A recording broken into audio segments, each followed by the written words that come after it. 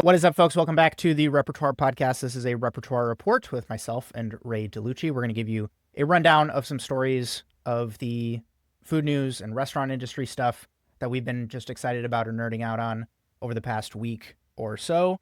I'm back in town. Had a great trip to Chicago. Ray, I know, was also traveling. How are you today, man? You feeling better? Doing good, yeah, doing good. Travel was good. A little bit of a sinus migraine today. My sinuses are killing me lately, but actually started to feel better a few hours ago. So doing well. How about you? Yeah, good. The trip was great. We actually left my son with the in-laws, and so my wife and I actually got like a little bit of a getaway, which was nice, and had some great food and great hangs with the Chicago people in my life. And so I'm just excited to be back in the office and recording. I know you have one more story than I do this week, hmm and so why don't you kick us off? What do you got? Yeah, so I think this is going to piggyback off of a story I did by myself last week. But first is Starbucks is looking to remove canola oil from its food menu, according to Bloomberg. It's a story published on July 7th. And basically, the article shares that Starbucks is looking at how to remove canola oil from its food lineup in the U.S. They're considering making their egg white and roasted red pepper bites without canola oil, and they are also going to add a new egg white to its menu that is made with avocado oil instead. It's trying to revamp its brand. I was seeing sales slump, and I've covered this in the podcast before. They've been looking to go to uh, third spaces and kind of reinvigorate their brand. They're trying to test products to appeal to more health conscious consumers in the market. So basically, the thought is that a number of items that contain canola oil include their bacon, Gouda, and egg sandwich, and their potato bakes. And they're looking to try and phase all that out for more healthier alternatives. The health push is showing up at other places on Starbucks menu. They're looking to remove sugar from the matcha powder, which they saw boost sales for those people buying matcha. It also nixed an upcharge for non-dairy milk, and a recent pilot involves unsweetened protein powder, which can be added to any cold foam flavor, which is pretty interesting if you look into all the coffee shops now. All the cold foam is able to have some sort of protein advantage if you want it. So I think I just found it interesting, this idea that I think a lot of people saw the seed oil conversations, and whether you were on the political spectrum or not, some people might have thought it was kind of corny, while other people thought it was really serious. But you're seeing that this demand of removing industrialized seed oils out of food is gaining traction, and companies such as Starbucks that are such major players are going after it. Um, at the risk of redeveloping or at the cost of redeveloping many SKUs that are well beloved by their core customer base. And basically, it just shows how, in my opinion, that Starbucks is moving to be more of a lifestyle brand. Third spaces, healthier options, getting away from canola oil, and I find it very interesting. I think if you would have asked anyone in cooking the last 20 years, there was definitely a health push. But I think with also the introduction of GLP-1 with consumers, I talked about the brand on the podcast last week, the brand Nissan, the famous makers of ramen, offering Kaizen, which is a GLP-1 focused nutrition frozen meal brand. Like this idea of these large brands really pushing for health conscious foods, I find very interesting. It just shows like how important I think GLP-1 consumers and health conscious consumers are to restaurants right now. Your thoughts? I kind of weirdly draw the line here. Not draw the line, but I'm curious to hear from an actual person who is going to make that conscious choice hmm if they're saying it's health related or if it's almost weirdly based out of fear. I think in this world of being TikTokified with, you see Bobby walking around Costco and saying, don't buy this instead. Or you see Brian Johnson talking about, I think that article came out of these people who had a crazy stigma around plastic and water bottles. And so they switched everything to glass bottles. hmm And then someone decided, let's test the glass bottled water for how many microplastics are in that. Yeah, And then it turns out that the glass bottled water had a ton of microplastics in it. yeah. And so it's this funny thing where people weirdly are in this world of going to the nittiest, grittiest of modifications where if we were to actually plot out the amount of quote unquote fat in something like avocado oil versus canola oil, the seed oil thing, I think, is like a delineation from the genre or where the product is coming from. Is it coming from seeds or is it not? But if we're actually talking about like how does this affect the actual macronutrient that's going into your body, it's kind of quote unquote the same. Yeah. And so like you're still ingesting fat regardless of if it's coming from avocados or from rapeseed oil or wherever it happens to come from. And so that is an interesting thing where it's yes, we're saying it's health conscious, but it's kind of not, from the sense of what your nutritionist might normally tell you. You need to be on a low fat diet, or you need to be on a low carb diet. It's carbs are okay as long as they're not blank, or fat is fine as long as you make sure to avoid XYZ thing. Yeah. And so it's almost a step beyond being health conscious. And sometimes I see it in certain people in my life who are just very anti any of these things. And it gets to the point of paranoia. I don't know if you've noticed that as well. Yeah, it's a fine line, and I think it comes from a lack of understanding or education on these. Like, I personally do.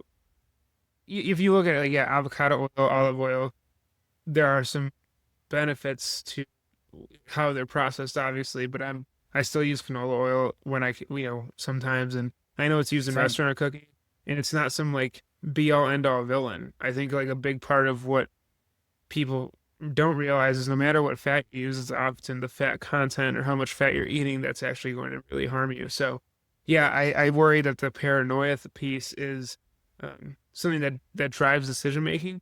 But I think the GLP-1 piece is also a big driver. And I think just a sense of healthier options, more accessible options that are less impactful to your caloric intake or your diet, but also in a way, like if you have a limited amount of calories because you are on a GLP-1 drug, what is the makeup of the nutrients you have? So I can see that side of it too.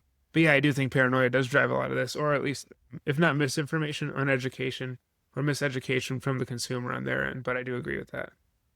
Well, it does turn into something where somebody says you and I are gonna go for coffee somewhere, and Mm. you're asking me, and I happen to be someone who is super anti canola oil at the moment, and you say, "Hey, Justin, should we meet at Starbucks?" And I'm gonna look and say, I looked at the nutrition label, and I'm gonna say, "Hey, I can't go here because there's no options for me." Yeah. That is a thing that has existed across, if you have a friend who happens to be vegan, and you're trying to pick out a restaurant, that turns into something where Starbucks is realizing, hey, we are actually potentially losing customers because they're looking at the the label of the nutrition facts on our thing and saying, no, no, for me, I can't have that, and they're going to lose market share to an incumbent who is going to come in and say, this is something that I'm prioritizing. Weirdly, Yeah. I had this thought. I'm so glad you decided to bring this story up, because it's kind of in line with some of this stuff with seed oils and microplastics and all these things. It was like a thought I had as I was washing the dishes the other day. It was, what if you opened a private chef company? I know there's restaurants who have leaned into this, Yeah. but if you just decided, because I was acknowledging the fact that my wife and I, me coming from restaurants and then her having some just plastic things in our kitchen, we have made a conscious decision to like do glass for some of our leftover containers and decide to use more metal water bottles instead of plastic ones. And so I started to have this thought as I was washing the dishes the other night, like, could you be a private chef who basically says, I'm going to come into your house and prepare all of these meals? We're not as close to removing microplastics as possible from the process of preparing foods and storing food in your house. Yeah. And is there a world where, again, if you happen to find the right market and the right people who could be clients for this, could you actually make that your namesake? You don't actually have to change anything else about what you're doing, quote unquote, from the menu side. You don't have to get any new techniques, or you don't have to buy any new, quote unquote equipment. You can actually offload some of that onto the client, Yeah. and you can actually maybe make a little bit of margin on some of that. I don't know. I just thought of it as an interesting Hey, thing you in might this be onto era something of, there. yeah, like people have this top of mind, and I see these discourses happen on X where people are like, I'm really trying to remove microplastics from XYZ thing, or to exactly the point on canola oil. Can chefs take advantage of this in some way, shape, or form, where you have that on your landing page or in your pricing information? You talk about, both I come in and I do the prep and I do the breakdown, and also, just so you know, I try to aim away from using something like Teflon in the cooking, pans and pots that I use. Yeah. It just also came up as something that maybe there's an opportunity here. Yeah, definitely. No, I think you might be onto something. I wouldn't be surprised if in a few months if that's the case for some people. So, or if it already I hope somebody exists. takes that and runs with it, and because especially you could do it in a more agency capacity in whatever city you happen to be in, Yeah. where you can have this. You invest in some inventory, and then maybe there's a world where you can actually have this be, you go to individual people's homes, and we've seen that rise in private chefs becoming the people who are employing a team of other private chefs, and they're actually managing on the client side. it's just a differentiation factor that I haven't seen any private chefs really lean into. I have, as I shared, seen it on the restaurant side, but not so much in people's homes where plastic is such a prolific thing. Yeah. I hear you. What do you got? Cool. So I wanted to, you'll notice a theme on the 3 stories I'm going to talk about today is it's a larger industry trend supported by a couple of different stories that I've just kind of seen trending across the past couple of weeks. And the first one is related in this concept of luxury brands partnering with chefs, which I covered back in the days when this show used to be called the Emulsion Podcast, because it was this crazy thing where Massimo Bottura was actually friends with, or if I remember right, he almost went to high school with the guy who is like one of the Gucci family people. Oh, wow. And they partnered together, Massimo and the Gucci family, to open Gucci Osteria. And it opens and they go on to earn actual Michelin stars with these concepts. And it is this fusion of these two things that the Michelin world or high-end fine dining echelon already kind of associates together. Because you're going to go to eat at the 2 Michelin star or 3 Michelin star restaurant. You're also going to be staying at the Four Seasons Relais and Chateau property. And you're also going to go shopping at Louis Vuitton or some sort of LVMH, type of place. And to be honest, when I started covering those stories, I thought it was brilliant because it was genuine alignment and intention with these brands and chefs partnering. The audience was being brought. The spaces were beautiful. They were really thinking about the design and really tying everything together cohesively. But I didn't really see it as something that was going to last. I thought it was going to maybe kind of like fizzle out, or maybe we were going to see a handful. But the 2 stories that really caught my eye this week was, one, there's a high-end train from a company called Belmond, which is a luxury train promising to be a quote-unquote movable feast with menus from Chef Simon Rogan. And for those that don't know, he collectively holds 10 Michelin stars across all of his restaurants. That's crazy. And the interior of these trains is like, it looks like a genuine either restaurant or side room of a hotel. For those that want to look it up, we'll link it in the show notes, but Belmond.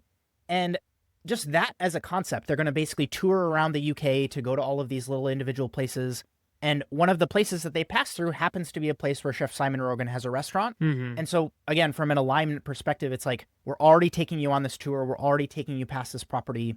The other one that is like maybe not so connected to a luxury brand, but more of a, I guess, like upscale travel brand. When my wife and I went to go do our honeymoon in Peru, we stayed at this property called Explora, and Explora contracts out to Virgilio from Central to do all of the menus at that property. And so breakfast, lunch, and dinner at that property are from, the mind of, or the team of, the team at Central, which, we obviously had the opportunity to go to Central and eat as well. And so we didn't really see it as like, this is a replacement for a meal there. But it was the sense of like, oh my goodness, we were already going to go with Explorer, but we were even more excited to hear that the food we were going to be enjoying was going to be like this next level. And it truly was like actually phenomenal. And the other story, for those that didn't see it, in Japan, in the Ginza neighborhood, they're opening a Blue Box Cafe. Tiffany & Co. is partnering with Natsuko Choji from Et. And they are all kind of like fusing all of this together to take what worked in New York, where Tiffany & Co. at the flagship location partnered with Daniel Boulud to open this Blue Box Cafe. It is a beautiful piece of architecture in Ginza, like this blue, like almost dripping glass, type of look to the exterior. And they're working with this incredible chef who is local, who is, quote, going to infuse unique Japanese twists and seasonal ingredients with offerings like breakfast at Tiffany's, Holly's Favorites, and tea at Tiffany's. Yeah. And the price for this stuff is like ranging anywhere from $68 for breakfast at Tiffany's to tea at Tiffany's at $98. But the reservations are going to apparently be very hard to get. This opens in August of 2025. And I just think it's interesting that they could have taken Daniel Boulud, this is what works, we're going to move it to Tokyo. But it is this very intentional, we're going to partner with a Japanese chef. It's going to be a female Japanese chef in this like luxury jewelry brand. And for those that don't know, she has been like incredibly good at the collaborations she's done. I bought a card for it because she's the first chef in the world to have a Pokemon card with an illustration from her. Wow. It's an EV card, and in the background is like one of her signature fruit tarts in the background of this Pokemon card. This up. It's amazing. Sounds awesome. And so my takeaways from all of this happening, obviously we have Cafe Dior in Dallas from Dominique Crenn. Sushi Park Paris is a collaboration between Saint Laurent and Peter Park of Sushi Park. And so the takeaways that I take from this is, one, alignment, alignment, alignment. If there is a true connection and a willingness to collaborate between the brand and the chef, these can be hyper successful. There obviously have been examples where these have been flops, but I credit a lot of that towards either it felt like just a big paycheck for the chef and they weren't actually bought into this concept, Yeah.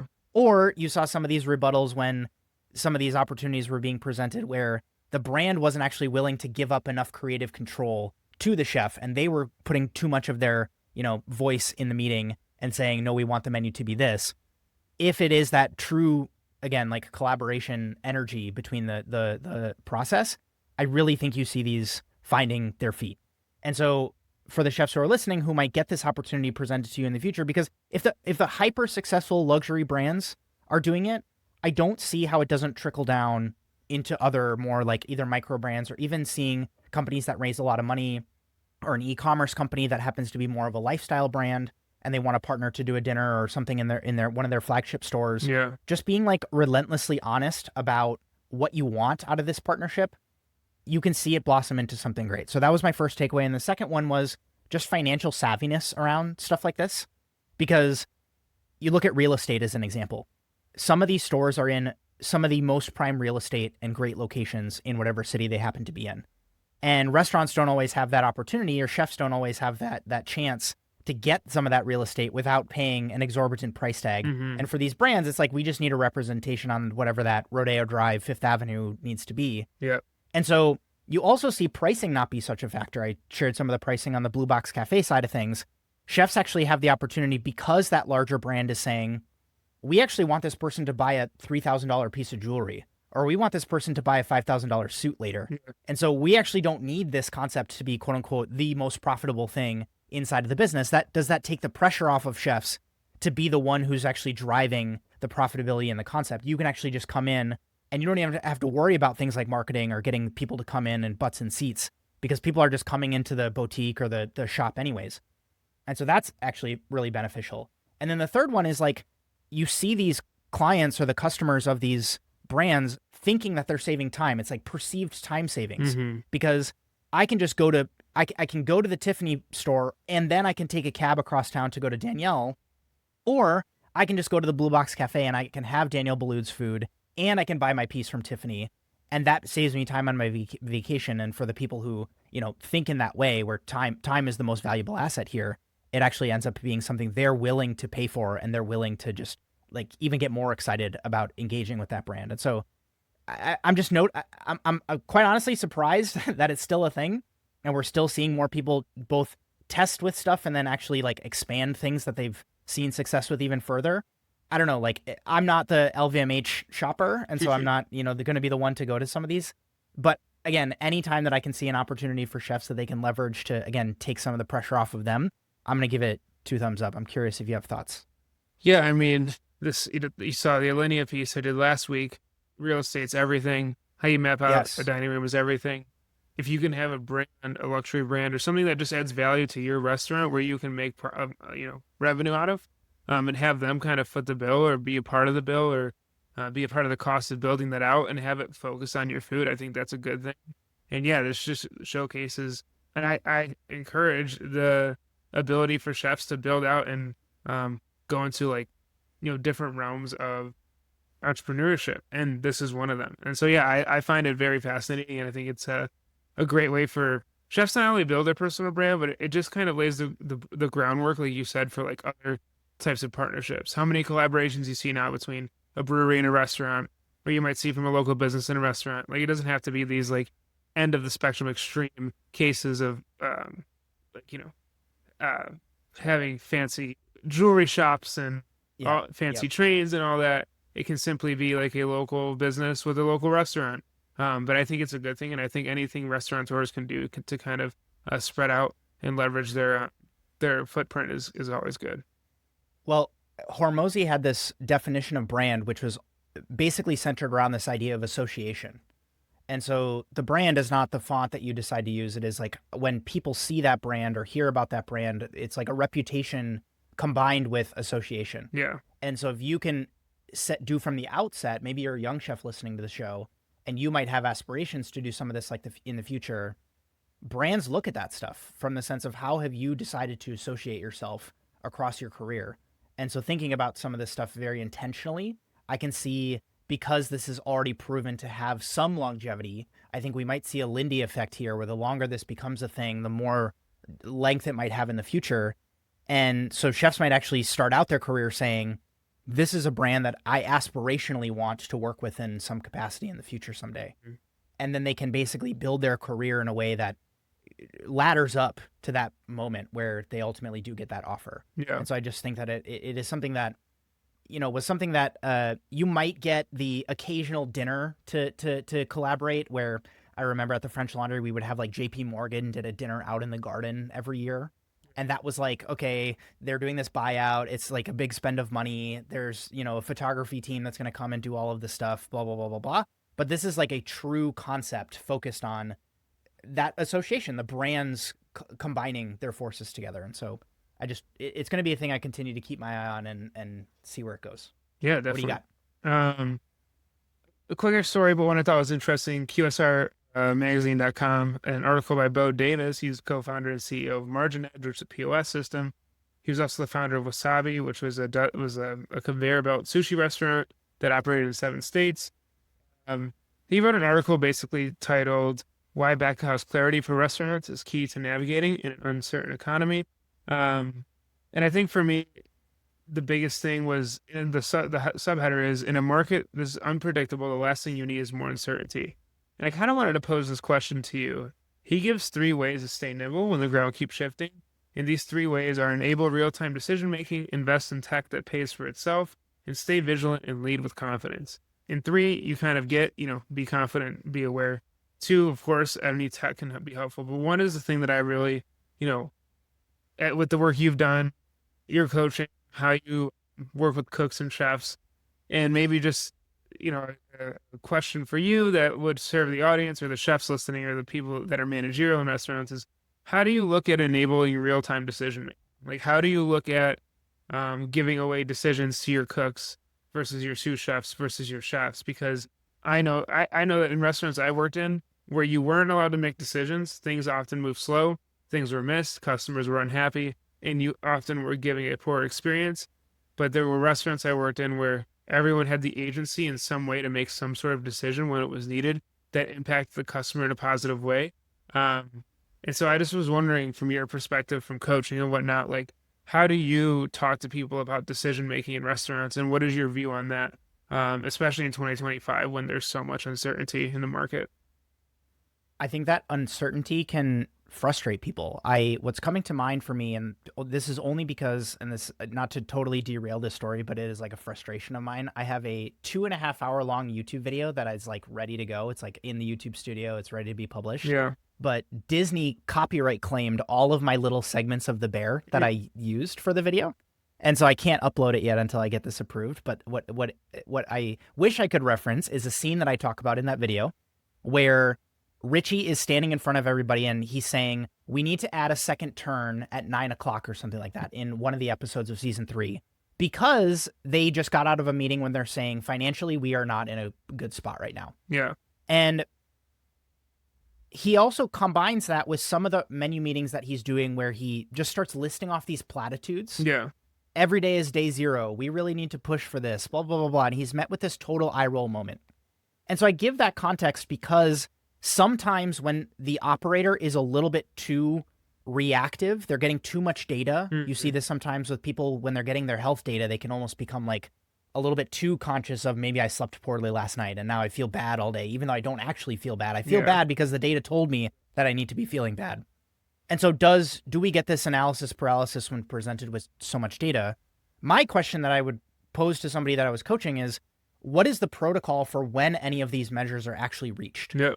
And so it's like, how does our behavior change when the data gets, delivered to us? And so if we see that, based on a capacity in the dining room, we are at a critical level where the staffing doesn't actually make sense with what we've decided to staff today, what do we decide to do from that? I think the real-time data without any sort of protocol or behavioral change after the fact, that's where people get frustrated.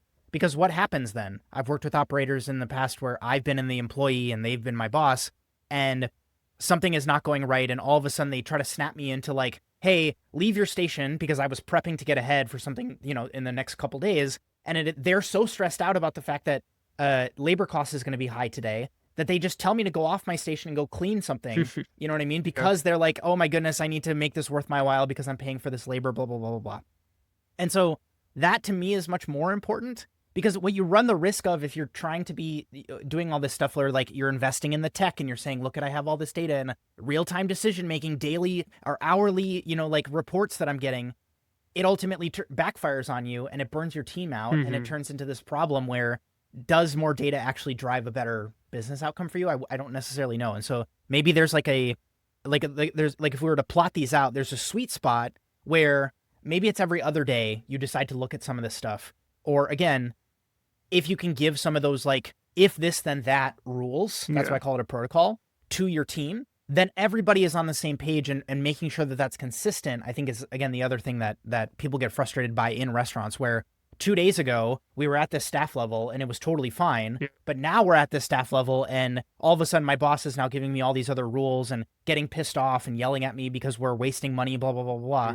That can be very frustrating. And so, again, making sure that you're being that like sturdy leader in that situation, I think is the thing that I would advise people to do more so than try to get more data, because you see it all the time. People have dashboards and reports out the wazoo, but it's like you get to the end of the quarter and it's like, guys, we weren't profitable. And it's because you were maybe a little bit too scatterbrained. I don't know. Did you have thoughts? I also think the biggest hurdle to employees making decisions is fear. If you operate in an environment of fear, or if you operate the environment of fear, I should say, your employees will always be worried about making decisions, because in the back of their mind, they're always going to be worried on if you're going to chastise them, dress them down in front of their peers, make their life worse for a shift. So I think also a big part of this is, yes, and I agree heavily, like organizational, like being able to organize your data and understand it and act on it is important. The same side of that coin is ensuring you've built an environment where decision making is applauded and where poor decision making is coached and not, smashed down upon. And so I think that is also what I would add. The other thing that comes to mind is I had this investor of another person's company that I was like brought in to do operations for. And the investor had this analogy, which was picking up pennies in order to save $1, something like that. And picking up pennies in front of a steamroller, something like that, where it was basically like you are just hemorrhaging money on the staffing side or something like that. And you're trying to save these little marginal things on, and that can also become something where, because you have all of these insights, it turns into something where net, when you get all the numbers actually hashed out at the end of the, whatever that period happens to be, you aren't actually better at the end of that whole thing. And so focusing on, again, what are 3 things? Do you know what I mean? Like a real actionable takeaway for operators is like 3 very real, if this then that, big lever movers that you can institute. And then from there, it's like, don't sweat the small stuff, because you're better off using that energy, not necessarily maybe cutting costs, but deciding that, because that's also something that some of this data can only give you, is some of this, like when we're talking about real-time stuff, it's like, how many people are sat in the dining room right now? How many people are staffed right now? What's your inventory look like right now? And none of it talks about the actual, needle movers, which is maybe you need to do more marketing. Maybe you need to do a little bit of a push on, getting more butts in seats. That's not going to, of course it's going to tell you, well, like maybe you should have more occupancy in your restaurant right now. But that time being spent in the past doesn't necessarily help you with the future forward looking stuff. And so those 2 things I think are also things to keep in mind. What do you got? Cool. So another trend, call it a conspiracy. I have my tinfoil hat on currently with this. I'm calling it a conspiracy with all this pushback we've been getting in the comments, and then but not even on this show, just on social media, people talking about Michelin stars being given out too easily. And I wanted to pause and bring a couple of data points here from the most recent California Michelin guide that dropped. 3 restaurants in particular. One is Enclose in Sonoma. One is Somni, which, for those that don't know, 3 stars right out of the gate. And there's a little bit of history that I can provide there. And then the other one is this place called Lilo, Lilo, in San Diego. And I want to tell stories on all three of them and then talk about this concept. So I'm comparing these three restaurants to other high-performing restaurants in California, one being Providence and then the other one being Addison, who have all had very different timelines when it came to earning their stars. And some of these are new restaurants, so we don't have as much data on them. But as an example, Providence was opened in 2005. They got their first star in 2008, and they got their third star just now in 2025. You have to take into account that the fact that, LA lost their Michelin guide for a little while, so there was, a little bit of a season there where they were operating as a restaurant, but they weren't able to get their Michelin stars. Yeah. All of that, a little bit grain of salt. Same thing with Addison. Opened in 2006. They got their first star in 2019. And then in 2022, 3 years later, they got their third star. You compare that to Enclose, which is in Sonoma, and just this year when they opened, 2 Michelin stars right out the gate and a green star.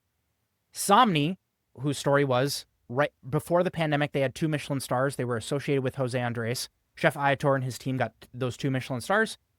Pandemic causes the restaurant to close. They changed locations, and this first year that they're reopened, 3 Michelin stars right out the gate. So maybe a little bit of up to debate. Is that a straight to 3 Michelin stars, or, do we have to, pause and maybe consider it a new concept? I don't know. Conversation for the comments. Yeah. And then Lilo, this restaurant in San Diego, they opened in April of 2025. The guide came out in June. So 10 weeks after they opened, they got their first Michelin star. And so I take a look at that, and I look at some of the team members. Some examples or maybe some shout outs is Chef Adam Gale, who's the chef de cuisine of Enclose. He has experience both at 11 Madison Park as well as Quince, and then he went and worked in Europe for a while at Gordon Ramsay and worked with Claire Smith and worked at Noma. And then you also have Lawrence from the French Laundry. He was like the maitre d' at the French Laundry for a while, and now he's like one of the front of house managers at Enclose. And then you also, I already gave the rundown of Somni. I don't know the team from Lilo as well. But my conspiracy that I come to after hearing all of these stories is not that Michelin is giving out stars too easily. It's that chefs and dining room teams just know better what to do. Yeah. And so they don't have to spend, the decade testing it out and figuring out what our food is. They would rather just do what works, format things right, present the little tartlets at the beginning of the meal, serve the caviar, serve the A5 Wagyu for the big meat, do the incredible dessert presentations in the great dining room with the wine program and the, front of house people in the suits that are tailored. And it's like there's almost like a formula here that works. Yeah. And we are seeing that being played out in real time with these restaurants who are getting stars faster than ever.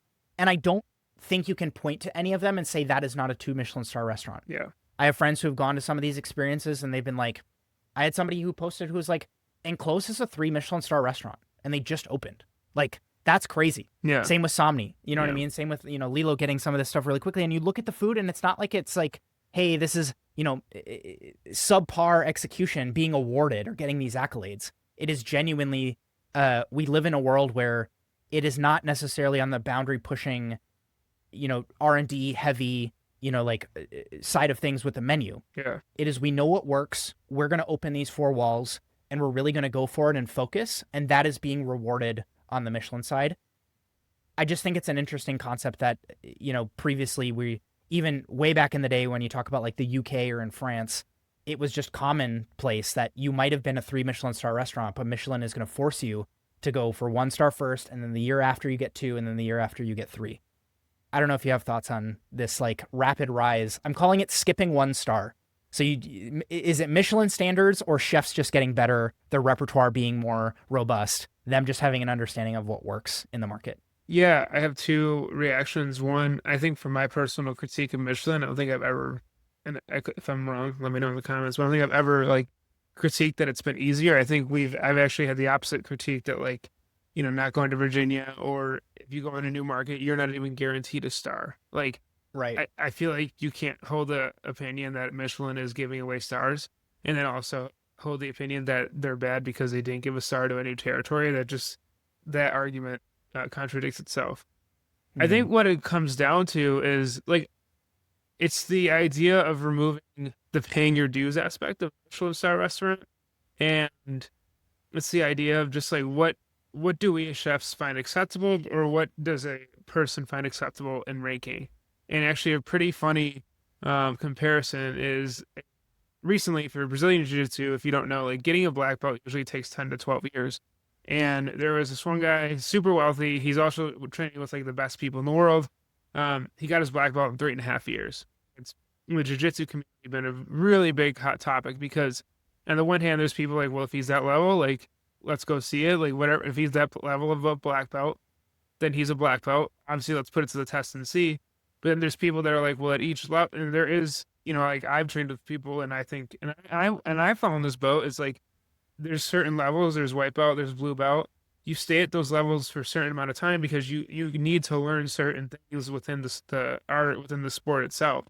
And so to go from white to black in 3.5 years is astounding. Like, I've done it for 2 years, and like I'm still white. It takes a lot to do that. So if you're doing it every day, I guess I could see an expedited process. But you also need to like sit at those levels and spar people at those levels. And what I mean to say with all that is like, yes, like I think it's good that the paying dues part is gone, but I think it's a reframing of how we see the Michelin stars.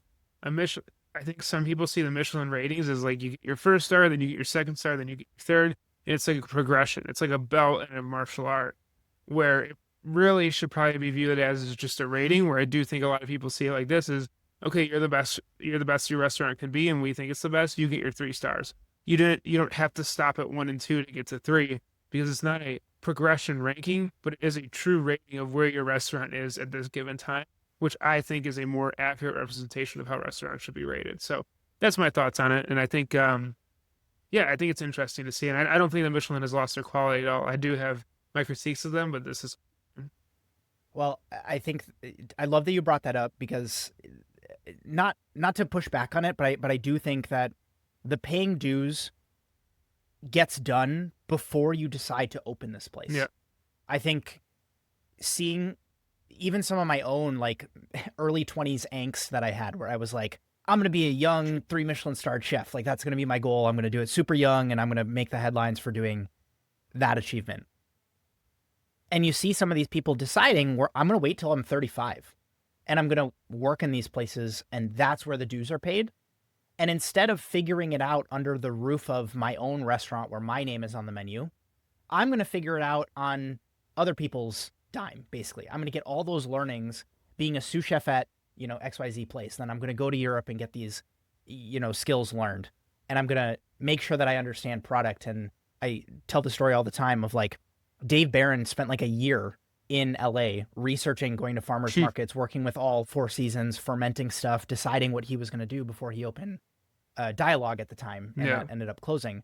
But it is this like 10-year, 15-year overnight success type of situation. Yeah. Where, to your point on something like jiu-jitsu, which is a individual kind of sport, I see this much more as like either a chef or, like a robust team of people who are just savages who basically just get assembled to execute on this concept. And it is that, like, we know exactly what we want this to be. Yeah. And I think that is what I actually want to applaud. The pre-work that goes into what is this concept going to be. And instead of we're just going to open, we're going to hash it out as we go. It's like, this is what happens when you do that right. And you know exactly what the dining room is going to look like and what serviceware we're going to do. It allows you to kind of circumnavigate or shortcut. I hate using the word shortcut because it makes it seem like they're cheating. Mm-hmm. You know what I mean? But it's actually just very good execution of focus. You know what I mean? So that was maybe more where I was leading. Heard. What do you got? Something I found interesting. I don't know if I'm a sucker for the large restaurant groups that were really big in the late 2000 to early 2010s that have then gone into financial crisis that have then be reborn, aka Chili's. Red Lobster's having this as well. The big story is their CEO, Adam Malukin, is a 35-year-old CEO. He's young, he's dynamic, he's seen as a turnaround leader. He worked at PF Chang's as well, helped them out. And their CMO, Nicole Robillard, I believe it's pronounced, and she's been working on this like idea of polished casual, having a refresh of the identity of their business and then having a stronger social presence.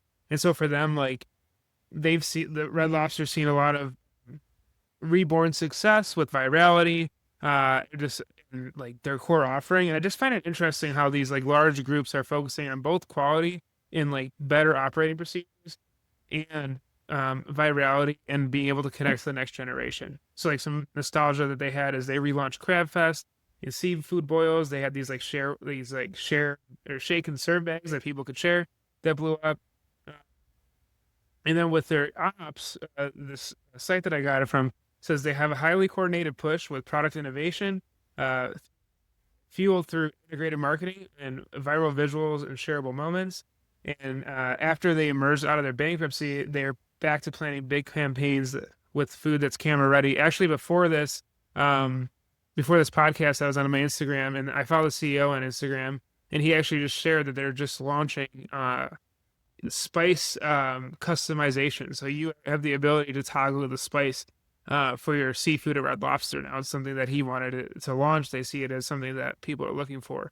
And so this idea of moving quick, this idea of leaning on what made a brand popular, and then moving forward. And so I guess my thing for this is like a lot of these brands, and I feel like a lot of restaurants, they're known, especially that like get a reputation. People have nostalgia. You dance with the partner that brought you to the dance type thing, but things can get stale after a while. So it's interesting to see these like large companies utilize their nostalgia, B, or enhanced operational model, and C, looking at virality in a different way to try to excite consumers. So I just wonder, like, I say all this to say is like, when we went to CIA, we had Daniel Boulud and Thomas Keller. But like for me, if we're looking at it from a business sense, especially the CIA, if they're looking at master's programs and business programs, like this guy should be in the lesson manual, like the course description. Like he should be one of those people that is taught about. Like, and I think this is if people in the food industry, rising up to how much business acumen matters, I think it really shows that there is a need for dynamic leaders in the food space, even at these brands that you would think are dead and old, to come in and revitalize them. So your thoughts on this idea of the rockstar food restaurateur CEO in 2025? I hope it takes off, to be honest. Like I struggle sometimes with the fact that these big, I think Darden is like the big restaurant group that is above all of these, like Olive Garden and Red Lobster and these other brands. They're faceless in a lot of ways, where like the brand is, the Red Lobster logo, or the slogans that come with, like when you're here, your family with Olive Garden, and they don't have anybody who is like, if you really look at some of these other companies that are, again, really getting the rockstar CEO treatment, whether it's a tech company or I think like GameStop CEO decided to be like after their whole, meme stock, type of craze. Spotify The CEO is like CEO. yeah, like all of these companies genuinely have a following behind the founder of it. Old founder of And then Chipotle was pretty yes, revolutionary. and their willingness to be engaged socially and both in the market, so to speak, Yeah. can provide a lot of that, both customer loyalty. So I would much rather go to Red Lobster than go to XYZ other restaurant.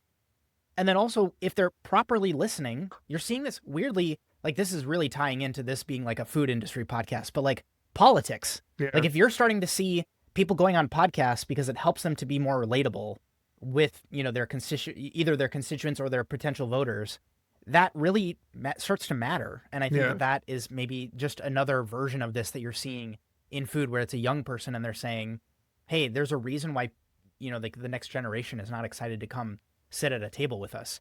And it's because we have no sort of sense of what they want, and we're not engaging with them, and they're asking for things, or they dunk on us on social media. I mean, you kind of saw this with like Wendy's and McDonald's being a little bit more active on Twitter back in the day.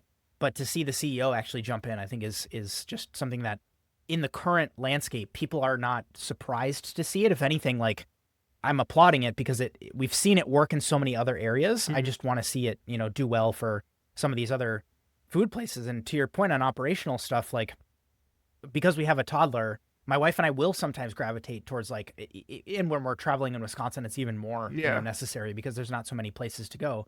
But like, I'm always so struck by their steps of service are just really dialed in. Like Yeah. we get our drinks super fast. Like the servers are really friendly. You know what I mean? Like Yeah. the food comes out, and it's not the best gastronomic experience you've ever had, but it's like all the boxes are relatively ticked from the sense of the food is hot, the portions are good. You know what I mean? Like all of these things get checked. And so it's almost like they have 8 things out of 10, and they just need to make sure that, the menu items are actually exciting, or there is more shareable options, or insert thing. Like one of the more famous ones is like the Applebee's happy hour late night pricing, where people can go in and get drinks for $2 or something like that. In an era where, and this is tying in another, factor where it's like where people are constantly worried about inflation Yeah. and prices, and you happen to be in a quote unquote food desert, restaurant desert, so to speak, and you don't have some of the stuff that we talk about on the show. One of the nicer places in your area might be one of these restaurants. And to see them being, to what we also talk about on the show, like a place for people to go and enjoy food, like they should, I hope they do. It's just the hype. Like I've noticed this. I don't know if you've noticed this, but I like just people are more excited. I think so much crazy is going on in the world. People are just excited to look forward to something. And so you Yep. see the success story of Red Lobster. It's crazy to think, but it's like, oh, I want to go see what they're doing over at Red Lobster, as if it was like some indie restaurant in your town. It's the same thing where it's like, I was back home with my family, and my mom and dad were like, yeah, we're really excited to go see Superman. Like, we can't wait till it comes out. And my parents never heard them talk about a superhero movie like that, but it's just something to look forward to. I think the biggest thing for me is that the restaurant industry, where it's often fell behind, is the idea of we did it this way, so you have to do it this way. And the more Yep. brands like Red Lobster that are actually, like you had pointed out, hey, maybe this guy knows something that we don't because he's a part of a different generation. The more we allow that to happen, I think the more innovation and success these brands will find. So it's interesting to see, and I would encourage anyone who's interested in the restaurant industry to go look it up. So Well, and how much does that also factor into talent? So, like, if you have a very charismatic CEO who is willing to give, like more of a culinary push, can you then attract better culinary, chef talent to come work on the corporate side in an environment like Red Lobster? yeah, I just hope that, like across the board, I think it's like a rising tide lifts all boats type of scenario. yep, So I had an interesting last story. I'm curious if you, just to set context, and I don't know if you've seen these videos, these like day in the life, I'm cooking for a billionaire in the Hamptons. I'm a private chef, and this is me in their, beachside house, and this is me making breakfast, lunch, and dinner. Have you seen these TikToks Yep. or Instagram Yep. reels before? Yep. You have? Okay, so I have a creator that I'm a big fan of following. His name is Rob Lee, and he goes by Broccoli Rob. He's the one that I am familiar with. Okay. But I found this piece on Grub Street that was talking about some of these other TikTok creators who are private chefs. And the title of the article is TikTok Private Chefs Have Upstaged Their Clients. And so the other 2 people, just to give them shout outs because we're going to be talking about them and their content. One is named Alex Baker, and the other one is a woman named Meredith, and she runs a platform called Wishbone Kitchen Okay. on Instagram. And so a couple of quotes to start from the article that I wanted to share. And these are talking about the good and the bad side of both getting a private chef job for a very affluent client and then deciding to document what you're doing and posting it on the internet and building a following off of this, like, for all intents and purposes, it's a very weird life. And they talk about that in the article. They say, quote, "It's a grueling job, often intimate and strange." And this is from an anonymous personal chef from the article. And they talk about the fact that, you're going for this 2-week stint in this guest house that's maybe rented, maybe it's not. And you're working with gardeners and house cleaners, and there's people coming and going who are the guests of this family, and maybe they have some dietary restrictions we're adhering to, and you're seeing them actually live out their life because you're there for 12 hours a day. So it talks about that. And then it says, quote, "At first, I feel like I'm too old for this." This is Alex Baker talking. "But the first summer that I started to post, I got like 20 dinners from it," end quote. And so you're starting to see real lead generation coming from, instead of relying on this client to be the one that refers me to the next client or the next 2 clients, Yeah. I post this video on the internet, and now all of a sudden my DMs, because this video gets 300,000 views, can I get 10 new people, from that as a strategy? Very interesting. And then the third thing that was a quote that I pulled was, quote, "It's an appealing proposition to live on a stunning summer property, shop at local farm stands, all the while building a platform that can lead to brand and book deals. So attractive, apparently, that some creators have hacked the trend. Rumors have long circulated around certain online creators, quote unquote, faking it, going so far as to rent Airbnbs to pose as kitchen clients, branding themselves as Hampton private chefs until the illusion becomes reality, end quote. And so we're seeing, like, wow, people have found success with this. Fake it till you make it. I don't have those clients. Yeah, fake it till you make it. I'm going to try to, hack content my way into this type of lifestyle. And so some ideas or some takeaways that I had from this whole just premise or trend, I guess, maybe that we're seeing. Coming out of restaurant experience, I think people might reach this fork in the road in their career where it is, do I stay in restaurants as option one, stay the course. Option two is go be a private chef. Option three is, or maybe, the first option is either stay in restaurants or open my own restaurant. Option two is you go be a private chef, and option three is you go be a content creator. Those are three very well tried and tested.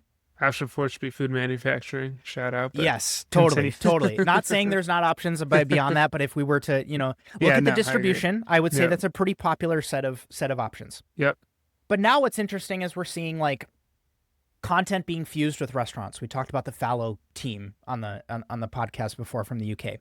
And now we're starting to see another fusion of content and private chefing, where it's not necessarily look at what I'm look at the me shopping is just the thing, and then you keep all of the other behind the scenes. You actually pull back the curtain entirely, and you're saying, look at this client's kitchen. And it weirdly, in this world of TikTok with like murder mystery people deciding, okay, this person went missing, we're gonna do all the investigative stuff to find it. You see it in the comments because they will say, I'm trying to keep my client's name out of this. But they're showing in their kitchen and they're showing out the window of the beach house. And then people do this investigative thing to try to figure out like who's the client of this person that they're cooking for. And you see these partnerships go like bonkers crazy because now all of a sudden top Twitch streamers want to hire you as their private chef. And the contracts start to get just like outrageously crazy. And I saw with the guy you shared real quick, like all the partnerships, like he had an Intuit ad, he had a Uniqlo sponsorship. So it's just like, what other doors that open for him beyond just his client list? Yeah. And which leads into like, what I wanted to share here is not, okay, if you're going to be a private chef, you're unsuccessful if you don't end up accomplishing this. I very much so want to acknowledge the fact that this is like a 1% outcome. And we see this in a lot of situations where, one, it's not guaranteed just because you do this, you will find success. And number two, now that there's a article talking about multiple success stories of this, it's about to become a lot more competitive. And so I just wanted to note that. We've had other guests on the show before. Alexandra was an example. She's probably a dozen episodes back, where she basically vlogged her entire culinary school experience and built an audience off of that. And, now has a really thriving career in food media. And so it's not for everybody, but if you are a content creator who is upset that you're just in your home kitchen making food for the camera that nobody gets to enjoy, I think this is a very viable middle path to walk here, where you can say, I'm still going to make content. I'm just going to do it in a private chef capacity. And is that something where you can continue to find even more success for your brand instead of just being a food creator where you're sharing your recipes online? You can actually be a little bit more vlog style in the way that you're doing things and actually have your food be enjoyed by clients or families that you end up working with or some other way where you're not having as many of the downsides. Yeah. And so what I wanted to suggest to people is do the opposite of hacking it.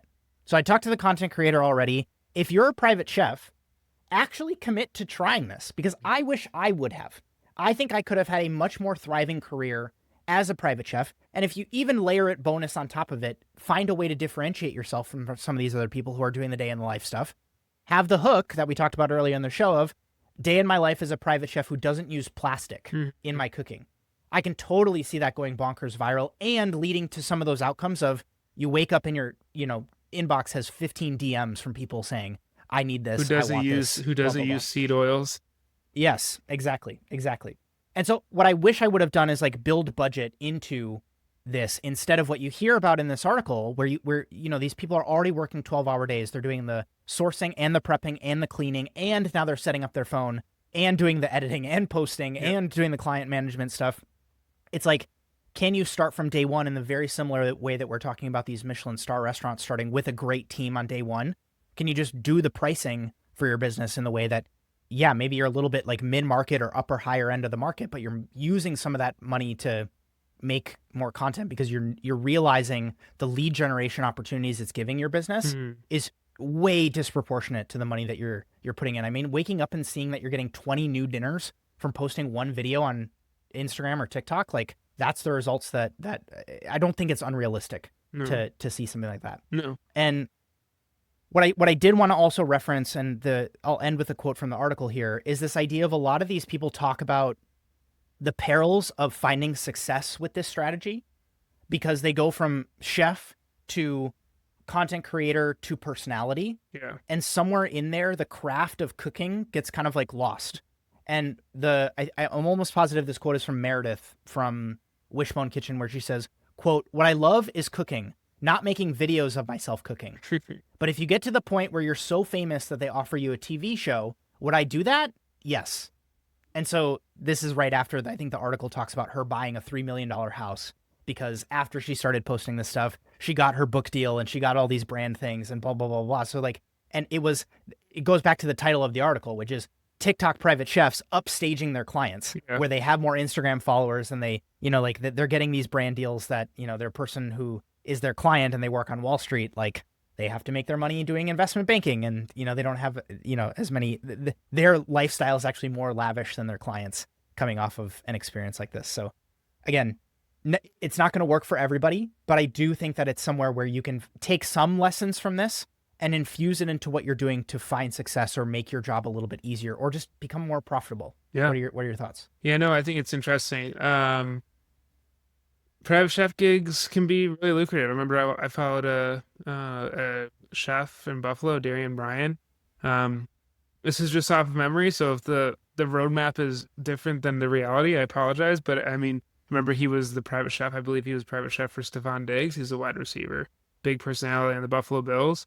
He then went on to open a restaurant in the city of Buffalo, which he owns and operates now. Like sometimes it's a recipe to go to, for virality and fame. Sometimes it's to establish yourself as a chef so you can get investor money to do, so you can do the restaurant that you've been wanting to do, but you actually need the cachet to do it. So yeah, I find it interesting. I think it's something that's really useful. And, I think it just shows that like the virality of something or the following of something is really important.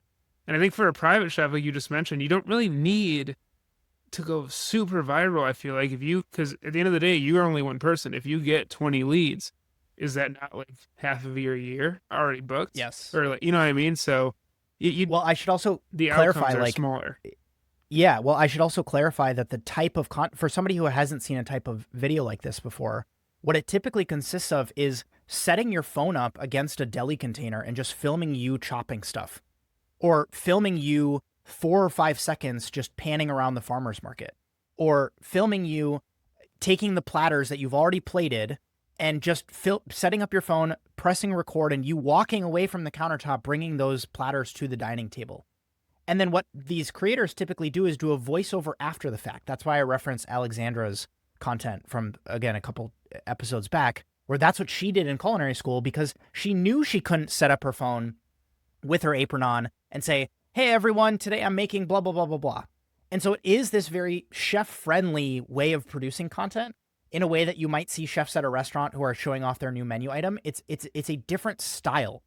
And so that lesson of it's not going to work for everybody is one thing.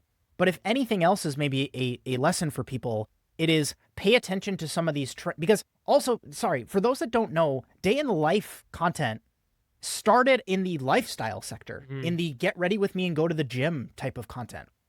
This cross-pollinated into the private chef world because of TikTok being a algorithmically driven, piece of content. Because if you're in the Hamptons, you're probably going to get some Hamptons influencer who is a, luxury brand, you know what I mean? Like swimsuit model giving the day in her life, type of content. Yeah. And the savviness of the people who saw that and said, I'm going to be early in stealing like an artist, so to speak, and taking this style of content and doing it with what I do in this era, in this, like we are the, I hated this when I had the event production company, when we had clients who would consider us to be like the help, quote unquote.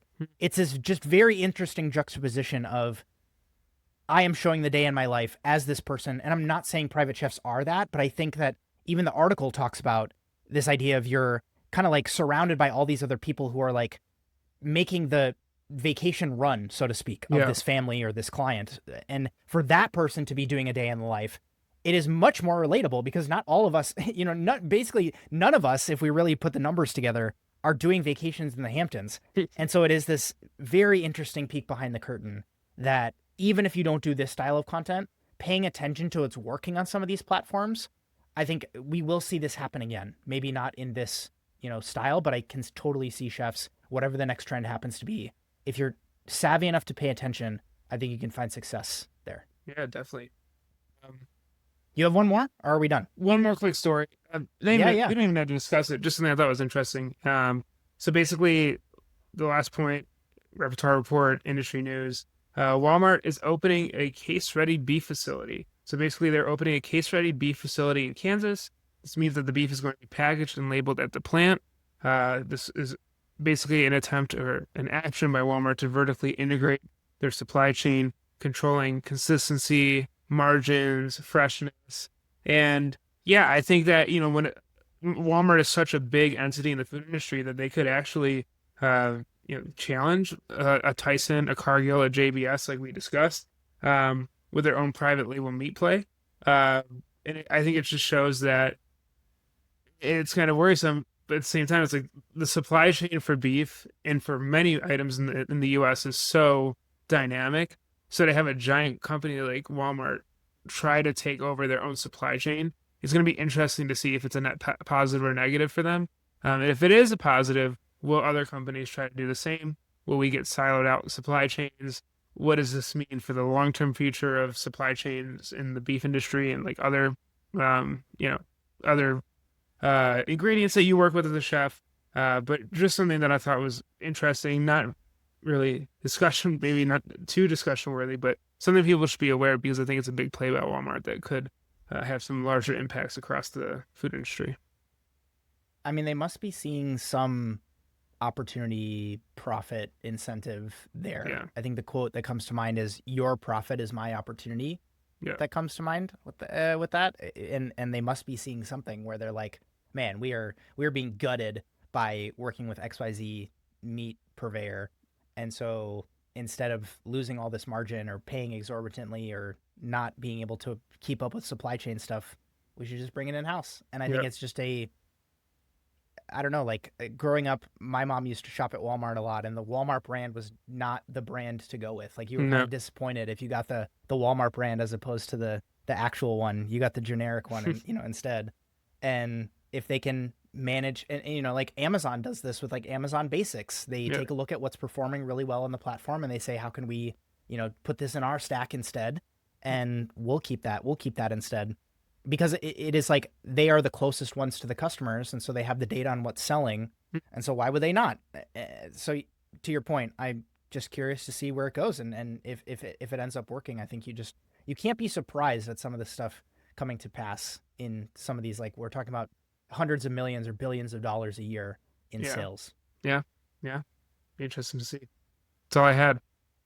I wanted to give you a shout out. The clip you put out on fire, you already brought it up in this episode, but I loved the just flow of that episode, and I wanted to bring it up in the context of if you just listen to these episodes audio only, we also publish these to YouTube, and Ray does a really good job of chopping up clips both on shorts as to give you little bites of some of the industry news that we cover if you end up missing an episode, or to the episode you did on fire, which was like 6 minutes long, something Yeah, like that, of a clip. And so if you're not subscribed on YouTube already, it's like a really cool way. We don't publish those clips in an audio only format. And so if you're tight on time or you want to make sure that, like you don't have the hour to commit to an episode, it's like a really cool way in between weeks to get caught up on stuff. And so I just will include that in the show notes as well to make sure you subscribe to Repertoire on YouTube as well. And just kudos to you, Ray, for producing those. appreciate it. Yeah, clips are fun, and they're often bite-sized enough for you to listen to in a timely manner. So I think I try to highlight the most important parts of each episode, and yeah, more to come.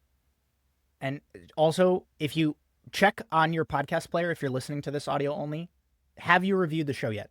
And if not, I would highly, highly love if you would, because it helps us reach more folks. We have some goals for the year that we're trying to hit from a downloads perspective with this show. And what helps with that more than anything is making sure that when somebody searches for us, we pop up close to the top. Or, you know, when we cover a piece of industry news that's happening to be timely and someone searches it for more of a deep dive, we are the ones that populate there. And so Spotify, it's incredibly easy. Apple Podcasts, it takes a little bit more time, but again, just check to make sure if you have done it or not on whatever podcast player you happen to use. And with that, thanks so much for joining this episode of the Repertoire Report, and I will see you folks in the next episode. See you guys.